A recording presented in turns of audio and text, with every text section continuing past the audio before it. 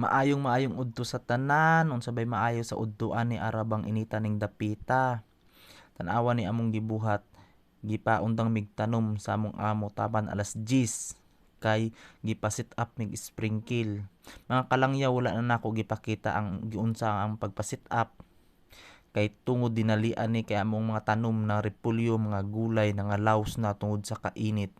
Inapas ang kinabuhi sa among mga gulay kay nalaos na. Pag wala mi tanom, wala pud mi anihon o wala pud tay sa huron. Mao na nga kinahanglan magkugi mi sit up ani para mabuhi ni among mga pananom. Di na makaya ni pangbisbis mo nang gigamitan na nila og sprinkle hangtod sa tulo ni kaadlaw na pag street ang init ingani ni kakusog ang sprinkle. Tan-awan nindot kay tan-awon. Puro dili lalim kay mga tubo na among gipas-an-pas-an sa tunga ug mga hose nga arang dagkua mo na mo ginaplastar sa tunga na pa na isa ka linya pa na nahuman namo.